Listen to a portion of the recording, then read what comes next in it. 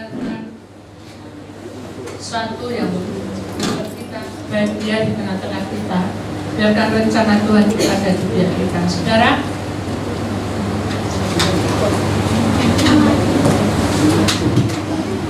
kita akan lihat di dalam dunia ini ada banyak hal yang terjadi di muka bumi,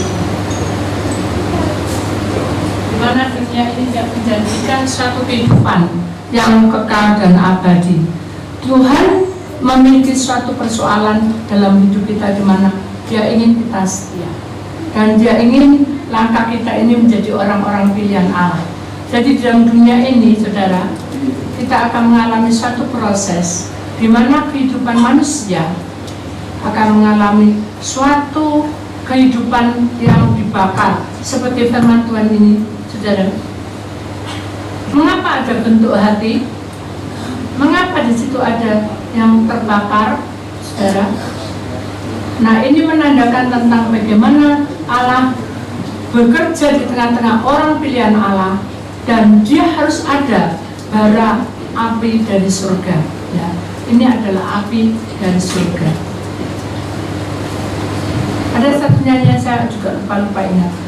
Api, api, api, api, api, api sudah menyala. Api Kristus sudah menyala. Api Kristus sudah menyala. Api, api, api, api, api, api Kristus sudah menyala. Lah pula dibom bu, mati bu, enggak.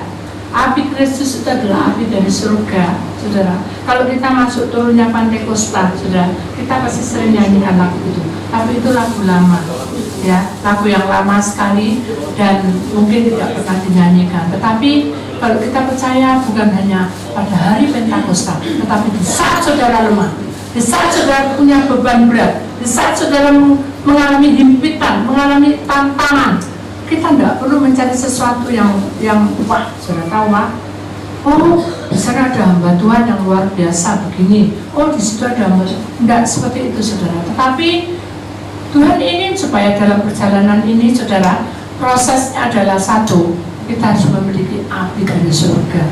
Dan api dari surga itu tidak semudah kita minta asal-asalan. Ya. Bagaimana prosesnya? Kita harus tahu bahwa proses api dari surga itu harus kita terima. Api Kristus itu sudah menyala, itu harus kita terima. Dari ujung kepala sampai ujung kaki. Tidak boleh separuh, tidak boleh seperempat, tidak boleh setengah-setengah, seluruhnya dari ujung kepala sampai ujung kaki. Ya apa bu, jalan ceritanya atau bagaimana caranya supaya saya bisa tahu bahwa api Kristus itu sudah menyala di tengah-tengah hidup saya. Saudara, ketika saya itu divonis dokter, saudara, bahwa saya memiliki benjolan di leher saya sini dan di bagian ketiak saya itu, dia katakan bahwa itu tidak akan sembuh. Ya. Dan kalau kamu tidak obati, itu akan matang tahu ya, matang, dan itu akan mengeluarkan nanah. Terus saya tanya, dok, terus kira-kira itu penyakit apa ya? Katanya dokter, setiap wanita itu memiliki hormon. Ya, wanita-wanita, ingat, setiap wanita itu memiliki hormon, dan hormon wanita itu sangat jahat sekali. Kalau kita depresi, kita akan mengalami penurunan kehidupan kita, ya, saudara. Tubuh, roh, jiwa.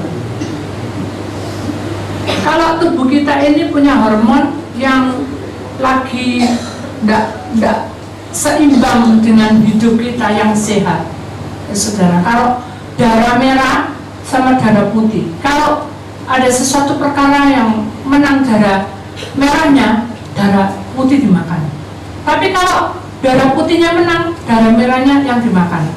Nah, itu proses. Tetapi kita kan tidak bicara tentang kedokteran, tapi kita bicara tentang bagaimana roh yang ada di dalam Tuhan itu, roh kebenaran itu, roh Kristus itu membakar hidup kita seperti api yang menyala. Karena dengan api itu segala penyakitmu, segala bebanmu, segala persoalanmu, segala yang ada di dalam impitanmu itu akan diputuskan, bukan dihilangkan, diputuskan. Dan kalau seseorang yang mendapat pemutusan itu, saudara, itu harus menerima api dari surga itu. Dan ketika saya divonis seperti itu, saya menyesal, saudara, secara manusia. Ini saya belum jadi hamba Tuhan, saya menjadi anak Tuhan yang disayang oleh hamba Tuhannya. Kenapa Senin Selasa Kamis Jumat Sabtu Minggu saya di Soboy selalu ada di gereja, ya. Jadi secara fisik, secara tubuh saya mendapat pujian, wah hebat ya, datang ke gereja aku tidak bisa kayak dia setia, wah hebat itu Titik, hebat Titik itu hebat. Tapi apa gunanya kehebatan kalau di dalam hidup kita tubuh roh jiwa saya lemah? Dan saat itu begitu divonis dokter begitu, saya mulai berontak. Nah, saya katakan pada Tuhan, Tuhan ini tidak adil. Ya. Saya itu tidak pernah loh berani sama orang tua. Saya itu paling hormat sama orang tua. Siapa? Itu dasarnya ya, setan.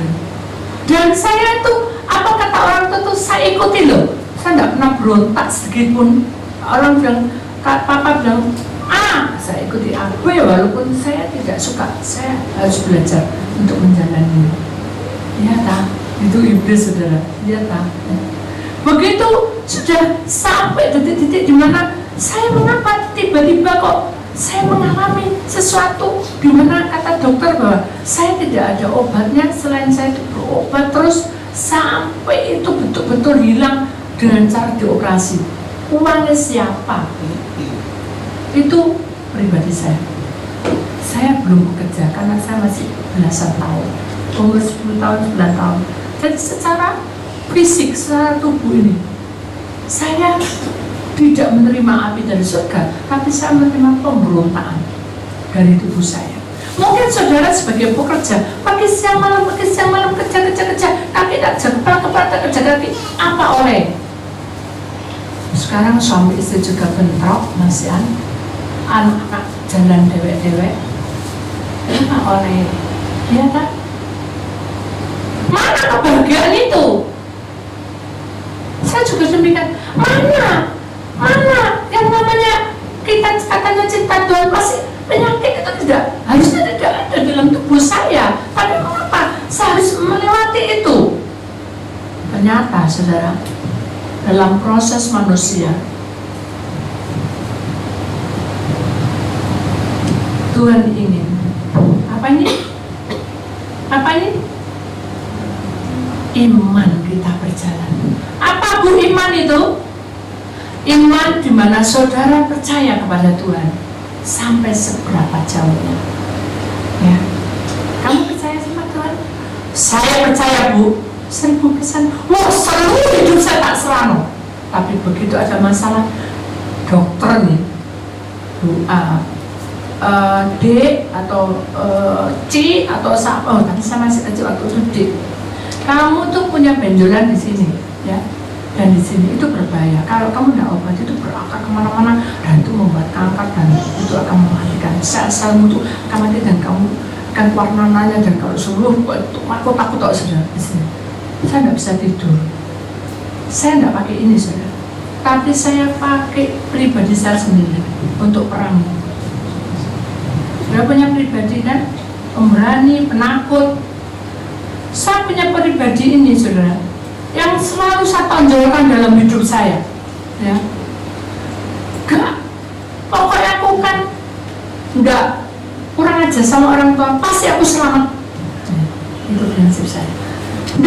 Aku nggak ada apa-apa. Ini meme nggak ada apa-apa. Pokoknya aku nggak mau nyalai orang-orang. Aku baik sama orang kok. Aku suka nolong kok. Pasti aku sembuh. Aku nggak. Itu pribadi saya yang maju. Pribadi itu sama dengan aku nih, aku saya yang maju. Aku bisa kok, enggak, aku bisa kok, aku mampu kok. Nah, hal-hal yang seperti itulah yang kita tidak terima api dari surga.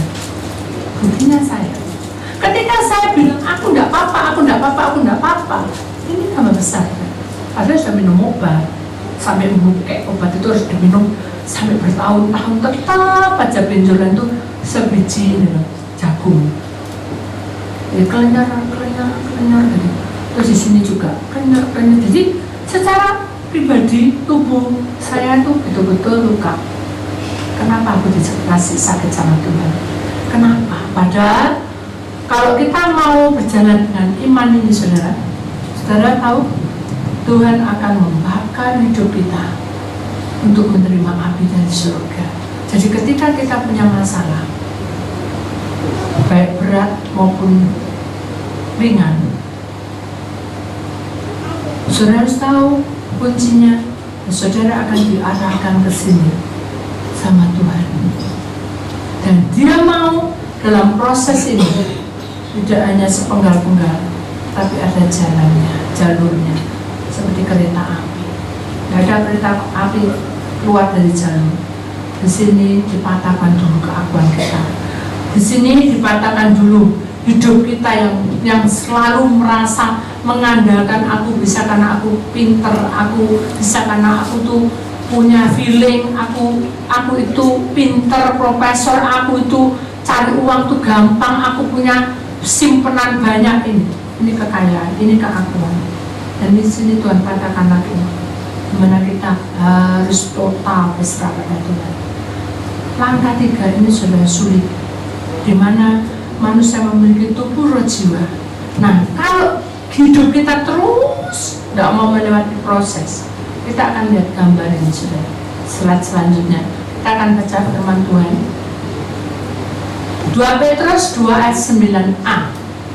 Maka nyata bahwa Tuhan tahu menyelamatkan orang-orang saleh dari pencobaan. Jadi kalau kita masuk ke api surga ini, Allah mengangkat kita menjadi orang-orang yang saleh. Orang yang saleh itu, saudara, itu diselamatkan. Selamat. Karena apa? Karena ada Tuhan di tengah-tengah kita. Mengapa dikatakan ini gambarnya kan kurang bagus ya?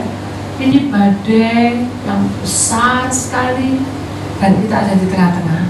Saya sudah mendengarkan ada perahu atau kapal besar itu jatuh tenggelam ya. Ini kita kecil dibanding dengan perahu yang besar itu ya, pesiar yang besar itu tidak ada apa-apanya. Begitu badai masuk gini sudah hilang, kita tenggelam. Itu kita. Jadi kalau kita mau melawan arus dunia ini, kalau kita melawan arus dunia dengan kemampuan kita sendiri, pasti kita hancur ditelan oleh ombaknya dunia ini. Jadi kita nggak ada jalan lagi. Kita harus sadar bahwa hidup saya itu ada di situ. Setiap pribadi tidak iso gandengan, saudara. Wah, aku tak gandengan, tak selamat karena suamiku pendoa, istriku pendoa, atau hamba Tuhan, tidak bisa. Keselamatan pihak pribadi. Ya. Jadi mari kita sadar bahwa arus dunia ini akan menghancurkan kita kalau kita tidak melewati proses. Kita tahu, Tuhan itu tahu, penyelamat itu pasti datang dan Dia mendatangi orang-orang yang salah ini untuk masuk. Bahwa ayo masuk ke api surga ini supaya aku membentuk dan memproses kamu lebih ulet lagi, lebih terang lagi, lebih bercahaya, lebih bersahaja, lebih punya wibawa, lebih punya pegangan hidup, lebih memiliki suatu karisma yang indah di mana dunia tidak bisa ngapa-ngapain kita. Itu yang Tuhan mau. Tapi seringkali, saudara, dalam proses ini, saudara, kita ini bergumul di sini. Bergumul kan? Masuk dalam bergumul ini, saudara, tantangannya berat. Di mana tubuh roh jiwa kita itu melawan pergumulan kita, itu pasti. Ya pernah tahu maksudnya? Melawan pergumulan kita, tahu maksudnya? Ya itu tadi. Lah ya, aku tuh jadi anak Tuhan berapa tahun tuh, dari kecil 6-7 tahun sampai sekarang udah belasan tahun, kok tiba nih aku melayani Tuhan kok merem-merem kasih ini, dia kasih ini. Dan akhirnya saya akhirnya operasi. Padahal Tuhan bilang, jangan kamu operasi. Ini sudah kenal, nggak enak karena ceroboh, nggak mau mengikuti masalah kita itu melakukan. Aku bisa kerja kok, karena waktu itu saya kan jadi guru les kue, jadi saya kerja tak lakokno sing namanya apa ya, untuk menyerahkan hidupnya pada Tuhan, tapi keakuan saya pribadi saya maju, aku kerja. Begitu saya kerja dan saya mengandalkan kemampuan saya. Ketika saya mengambil sesuatu loyang, kalau saya entah loyang entah apa, saya turun itu bunyi tak gitu. Bunyi kayak ada sesuatu di sini. Terus buka, sak telur. Dan saya ingat kata-kata dokter, kalau kamu sudah buka sak telur bunyi alamatnya, kamu meledos dan itu menyebar untuk mana-mana. Itu jadi ketakutan saya. Pribadi saya cuma goncang. Saya nggak pakai iman, Pak. Akhirnya terjadilah panas dan saya dioperasi. Di operasi itu saya setengah sadar setengah tidak tuh banyak yang terjadi. Jadi datang malaikat dan malaikatnya bilang, hei hamba, mengapa kamu tidak mengikuti suaraku? Aku tidak tutupi bantal. Jadi enak-enak diam gitu makan gitu, ada suara, hai kamu anakku, mengapa kamu tidak melakukan perintahku? Aduh, ini suara apa ya? Kok bising sekali? Itu keakuan saya pribadi. Karena pergumulan itu saya melawan tubuh roh jiwa saya tidak kuat. Tubuh saya menonjol, tidak kuat saya dioperasi. Roh jiwa saya sakit karena Tuhan tidak tolong saya. Kasih mengeluarkan uang operasi banyak. Saya tidak mau merepotkan orang tua. Terus sudah, ketika saya berjalan pun, waktu saya mengambil obat, Tuhan juga berkata, hatiku sedih karena kamu tidak pernah mendengarkan aku. Aduh, kenapa ya kok rasanya aku kok dibilang tidak mendengarkan. Diam aku. Nah, akhirnya saya duduk di suatu tempat di rumah sakit itu saudara, dan sepi gitu ya, lapangan yang besar, luas, bisa duduk ya. Saya mulai mainan itu loh, di sebelah saya kan ada pasir gitu, saya mainkan dengan, di situ tuh ada seperti ranting gitu, saya oker gitu ya, saya putar-putar, dan Tuhan berkata, itulah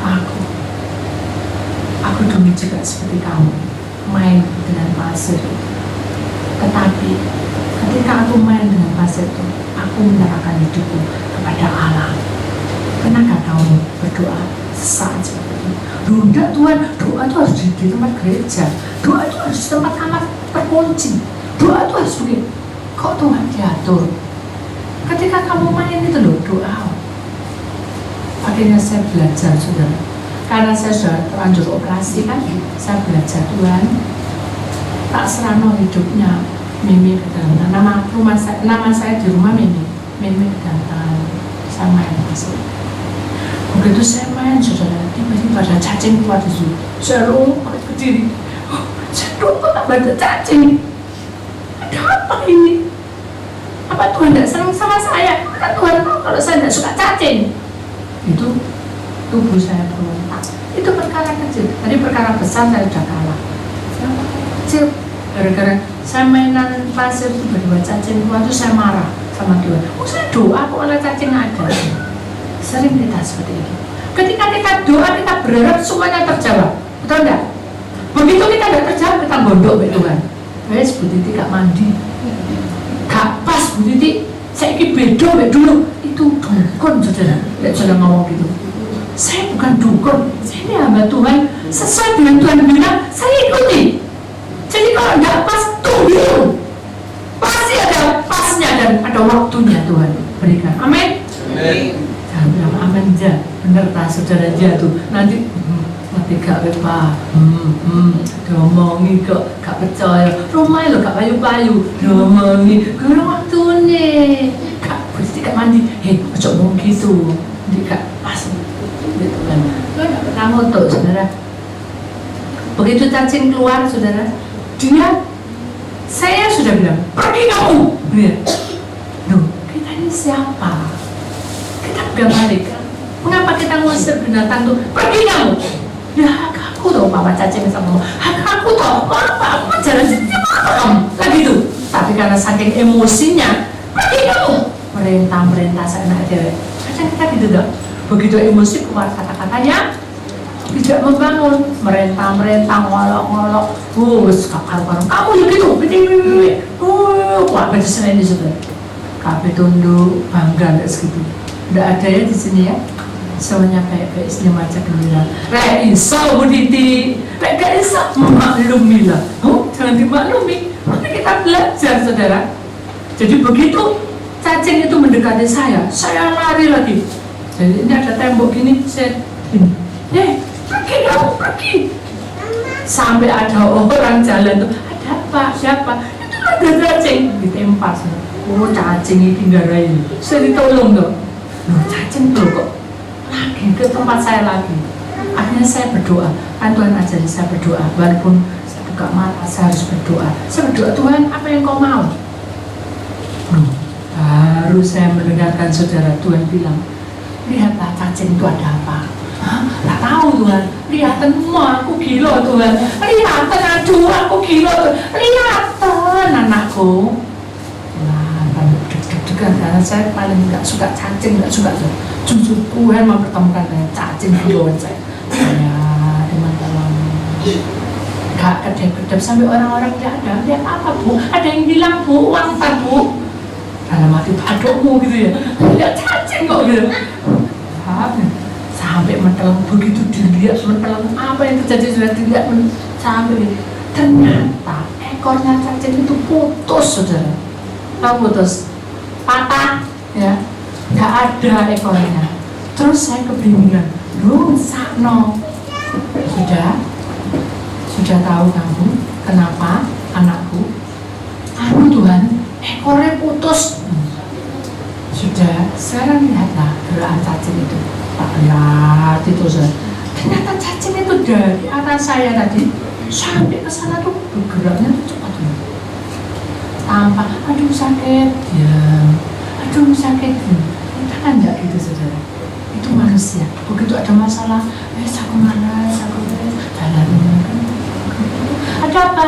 Sepi, apes, ya. Cacing itu menunjukkan dengan semangat dia terus kemana arah enggak tahu.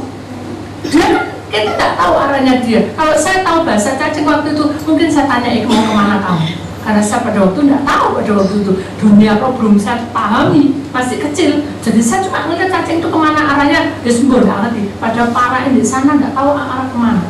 Tapi cacing ini semangat, padahal bukan di tanah. Saya bayangkan luka kalau kena beretan dengan ubin yang kasar, itu ubinnya di rumah sakit itu kasar, nggak halus kayak gitu licin.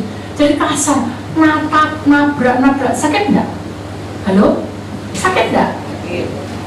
Coba bayangkan. Tapi dia tidak pernah berhenti terus tidak takut pada jalannya tenang jalan tuh Tuhan bilang mengapa kamu tidak seperti cacing itu yang semangat walaupun kamu punya ini dioperasi semangatlah kamu tidak boleh menuntut apapun.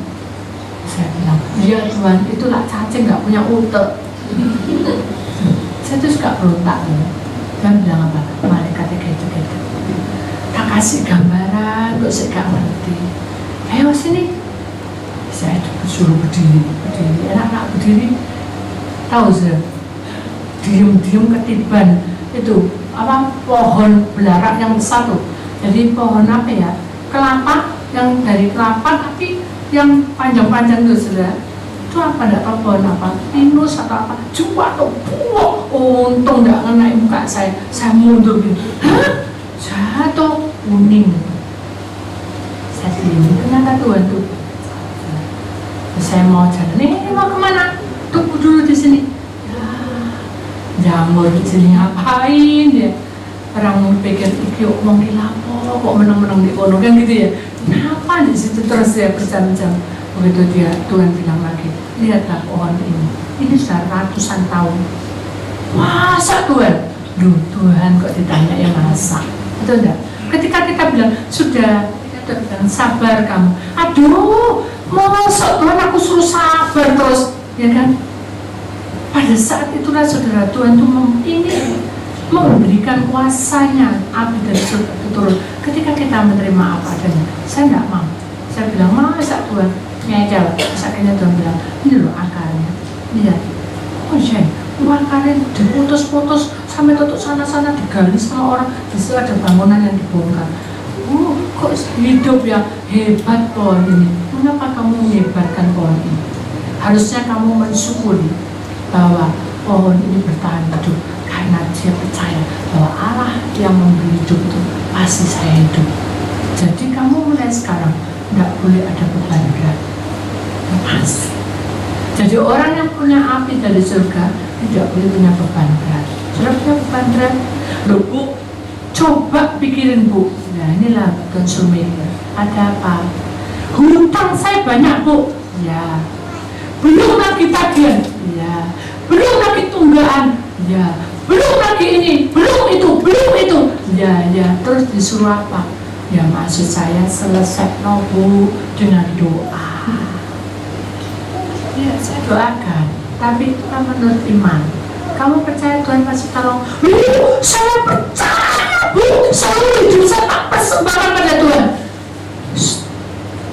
Jangan pernah bernasar di depan. Ibu tidak percaya, saya serahkan semuanya pada Tuhan. Ya, itu hakmu pada Tuhan. Tapi Tuhan bilang, jangan pernah bernasar lebih dulu. Serahkan hidupmu, tubuh jiwamu. Terima apa adanya dulu. Kalau kamu posisi kayak gini, terima dulu dan tidak boleh depresi. Oke? Oke Bu. Ya, oke Bu, ya. Balik lagi. Bu, coba Bu bayangkan, kalau saya itu punya hutang justru tidak boleh mikir. Apa saya tidak gila Bu? Nah, kenapa? Hutang banyak kok tidak boleh mikir, disuruh enak-enakan gitu Bu. Atau diam-diaman. Loh, jangan salah loh. Tuhan bilang mengalir itu bukan berarti kamu tidak berusaha. Ketika kamu punya berkat apapun, tabung itu. Suruh tabung Bu. Gigi jari. Saya tidak pernah nabung Bu. Saya malu Bu. Loh kenapa? Uang saya itu loh tompes terus Bu. Maksudnya apa? Ibu tidak tahu. Saya tuh Bu ya, satu hari itu 1 miliar. Keluarnya juga 1 miliar kok berapa gitu? Wow, ada kalau gitu. Terus kapan bayar utang itu? Nah itu tak tanya sama Ibu, kapan bayar utang itu? Saya gini ya sudah, namanya hamba tidak boleh marah toh. Doa aja puasa. Puasa Bu. Ya wes lah Bu, puasa aja gak apa-apa. Demi hutang, loh. Jangan demi hutang loh. Demi kamu diproses pergumulanmu tuh, kamu harus terima. Udah ya Bu, sorry Bu, saya lupa ngomong tuh. Kamu lewat. Ya udah, kalau itu sekarang kamu puasa ya. Oke Bu, berapa hari Bu? Senang deh. Kalau Tuhan bilang 3 hari, gak apa-apa. Ya, saya bilang gitu. Tapi kalau ada sesuatu di dalam tubuh harus 40 hari. Hei, apa Bu? Hei, kata begitu saudara. 40 hari, medet mati Bu saya. Loh, kok bisa medet mati kenapa? Loh, Ibu tidak tahu. Saya 1 hari Bu, pernah kalian Bu, di puncak Bu, kelenger Bu, semaput ping 4. Kenapa? Karena tekanan darah saya rendah. Terus dan saya juga punya masalah di mah saya. Kenapa? Asam lambung saya melambung. Banyak korban saja, tapi pemberitahuan tok saudara. Dan satu lagi juga ibu-ibu harus tahu ya, satu hal, kalau saya lapar saya akan makan orang-orang tuh. Maksudnya penyudah emosi apa emosi udah. Nah terus gimana, mau apa? Saya bilang gitu, ya Bu, kalau bisa puasa tuh 2 jam gitu loh Bu, 3 jam, itulah kamu. Sudah, nggak ambil pusing, udah pokoknya puasa dari jam 12 sampai 12 siang, 12 malam sampai 12 siang. Ya Bu, lupa dicatat di tangan. 12 siang, keliru Bu ya, 12 malam sampai 12 siang. Belum jam 12 malam, jam 10 ngebel. Bu, saya masih lapar Bu, boleh saya makan nasi goreng Bu? Boleh. Ternyata nasi goreng ada virus ya. Maaf, ke belakang bolak-balik terus dia telepon, Bu, saya demam Bu. Kenapa? Baru 1 jam saya puasa, saya sudah lemes. Lu kok cairan kok enggak ada? Nggak tahu Bu, ini kena puasa Bu. Karena puasa jadi kayak gitu. Nggak mungkin ya. Mari kita berdoa. Lu, kamu makan apa tuh merah-merah? Enggak Bu, saya enggak makan buah semangka Bu. Kamu makan apa merah-merah itu? Enggak Bu, saya enggak makan apa-apa Bu, saya enggak makan buah apapun. Enggak, kamu tuh makan apa? Panjang-panjang dan ada merah-merahnya. Diiling-iling. Oh, saya makan mie sama caos Bu. Nah, kenapa kamu kok makan caosnya lebih banyak daripada mie-nya? Karena saya membayangkan puasa, saya suka caos, saya habis-habisin pembalasan Bu. Kadang kita tuh tidak tahu apa artinya puasa. Padahal dengan puasa itu melewati proses, sudah harus lewati ini. Kalau sudah mau melewati ini, kita harus lewati dengan hati yang tenang. Tidak boleh pembalasan, tidak boleh kebencian, tidak boleh apa. Kalau puasa yang tenang, nggak perlu keluar-keluar sama pembantu, keluar-keluar sama tetangga, keluar-keluar sama siapapun dengan bangga, nggak apa. Tapi dengan bangga tuh akhirnya nggak pas. Nah itu sudah tahu sudah. Di sini tidak ada, di luar negeri banyak sudah. Ini kantor. Pak, ini Pak kopi. Puasa. Pak puasa hebat. Dengar dia. Dia tahu dulu damai. Pak, ini Pak. Ini lempeng gapit kesukaan Bapak. Puasa. Hebat. Benar lagi. Tinggi lagi kepalanya, besar. Lewat di tempatnya garasi, mau ngambil mobil. Pak, lupa Pak. Ini spritnya Bapak kesukaan Bapak. Hei, puasa. Tahu nggak? Goblok. Maaf Pak, karena ini tukang kebun. Yang tadi itu pejabat, jadi dia menghormati ini tukang kebun. Oh, pintu, otak, tahu otak, dilihat otaknya. Benar dilihat, dia puasa kan, harusnya kan nggak perlu marah, tapi dia udah marah. Terus kemudian dia bilang, tidak ada Bu Titi, tak makan permen. Di dalam mobil nggak ada siapa-siapa makan permen putih-putih. Nggak satu, sapas saudara, sapas. Sudah kan? Doa sama saya, waktunya sudah tiba, jam 2 menjadi jam 6. Medit saya. Titik ya, mari kita berdoa. Maaf ya, saya lagi ada pengurapan, ada roh-roh orang mati. Ya Bu, doa. Dan bilang, mengapa kamu makan sesuatu yang tidak berguna? Sekarang kamu menikmati buahnya. Apa itu? Gara-gara dia makan permen saudara, dia batuk sampai 1 bulan. Dia bilang, Bu, saya puasa kok jadi batuk. Nah, itu. Jadi sering kali ketika proses berjalan kita itu minta karepe dhewe. Nggak mau diatur, nggak karep bisa suka-sukain, karena gara-gara Bu Titi jam 2 janjian bisa jam 6 saudara. Nah, apalagi sekarang tambah nemen, gak dianggap 2 hari BB baru dibales. Bayangkan, sekarang ya gak bisa langsung doa, ayo punya urapan disiapin. Gak, saudara, sekarang gak mau Bu Titi, selain nah itu. Karena saudara tidak menerima api dari surga, karena masalah saudara tidak akan menjadi selamat. Kesalahan itu ada ketika kita menerima apa adanya. Jadi setelah dia batuk, Tuhan bilang, kamu masih tidak mengakui bahwa di dalam tubuhmu itu ada putih-putih. Saya tidak tahu itu mentos. Tuhan dia tidak ngomong. Jadi putih-putih itu ngomong, tapi dia cacing. Masa dia makan cacing gitu? Gak mungkin. Apa dia mau makan kesehatan cacing itu? Apa kamu makan kesehatan? Enggak. Sampai ini enggak sampai mangkal. Enggak. Kesalahan enggak apa-apa tuh ada. Ini jenuh aku puasa. Bukan kan? Ada kesalahan. Ya setiap kita puasa lagi. Poso mana Bu? Ya setelah poso mana ya poso. Ingat ya, puasa dan ikut KKR. Ya, KKR. Begitu masuk, setelah dibuka namanya KKR kan, betul-betul kita puasa 40 hari, semua dibongkar dan tumpang tangan gini. Keluar permen mentos-mentosnya, dia malu mukanya merah sudah.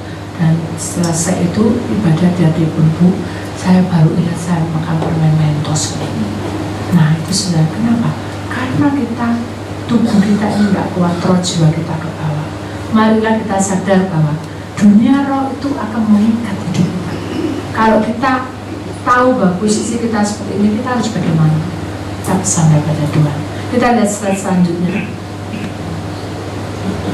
Nah, kalau kita melanggar 2 Petrus 2:9b dan tahu menyimpan orang-orang jahat untuk disiksa pada hari penghakiman, iblis ingin kita masuk dalam penghakiman di mana api neraka menjadi bagian.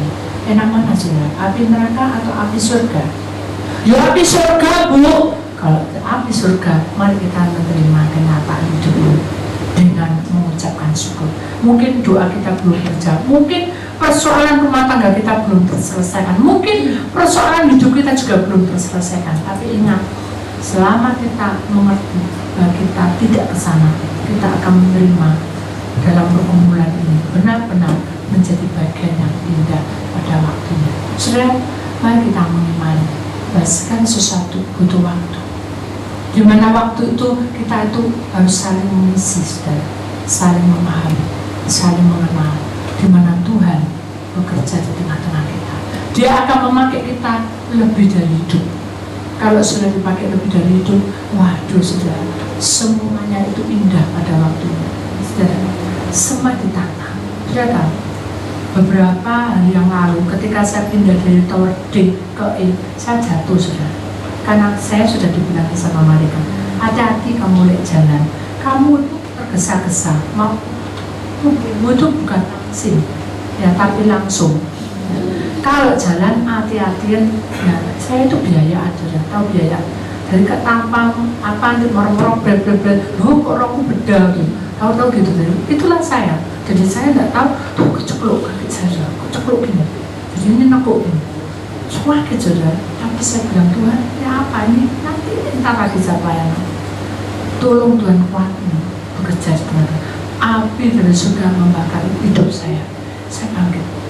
Sampai sekarang sudah masih sakit. Tapi kan saya tidak mengeluh. Cuma pincang-pincang jalan saya. Tapi saya tidak mengeluh.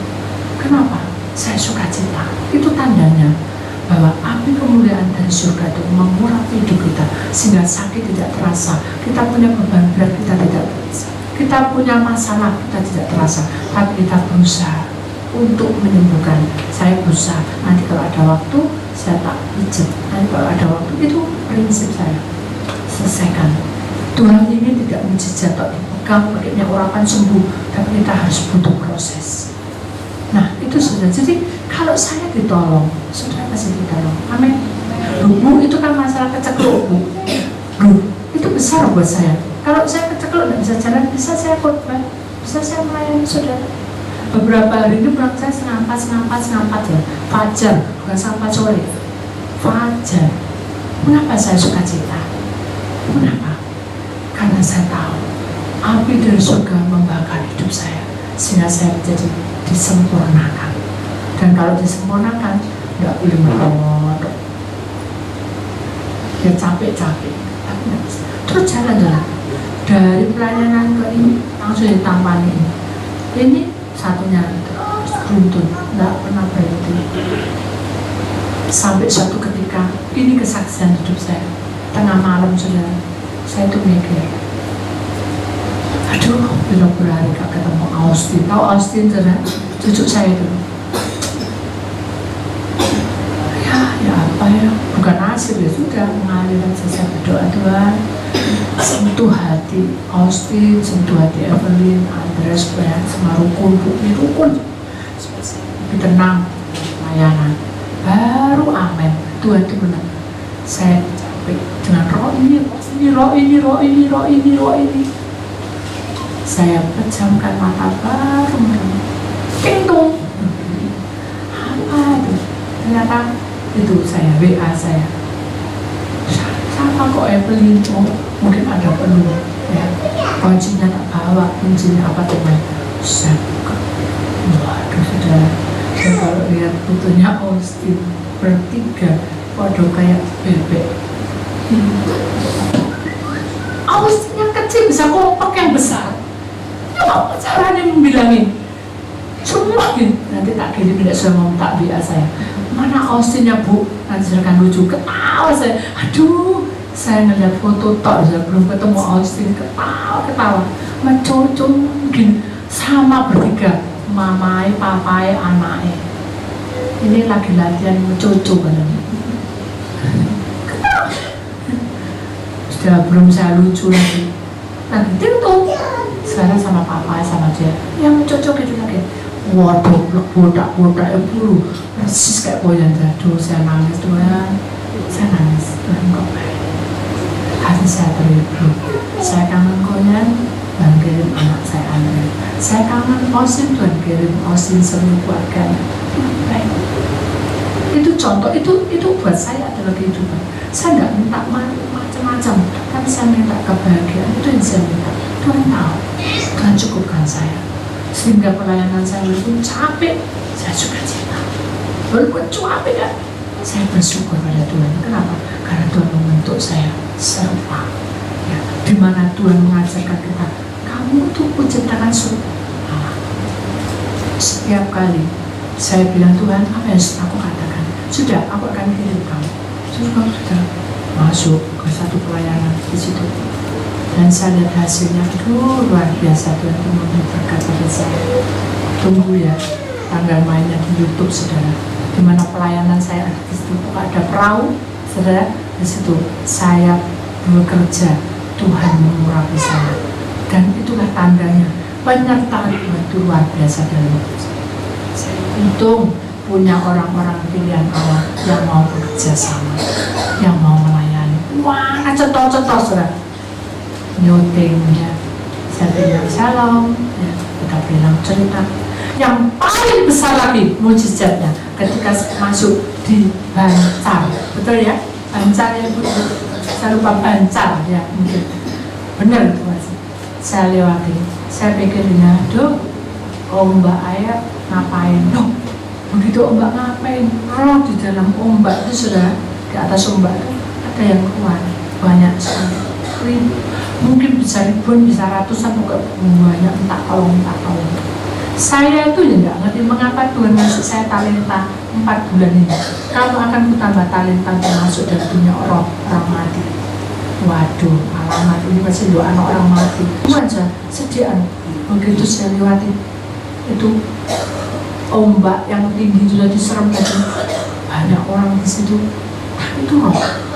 Saya berak-berak di merem-merem mau tidur saudara, tapi tetap Tuhan bilang, turun kamu dan lakukan apa yang kamu mau.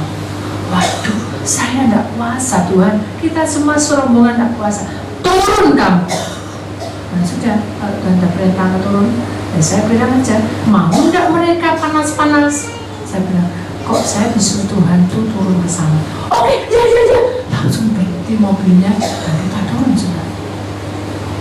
Dan turun sampai ke bawah, saya takut. Jujur saya ngomong, saya turun tuh takut ya. Karena ya maaf, bukan langsung. Saya kan biayaan takut jatuh.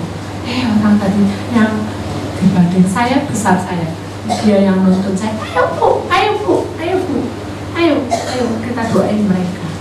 Saya terharu, Tuhan itu baik. Kalau api dari surga itu mengurapi orang, nggak pandang apapun, langsung jalan.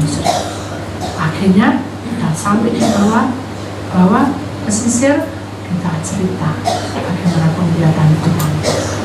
Ada yang separuh, ada yang nabrak arang, tenggelam, makan ikan, banyak banyak sekali.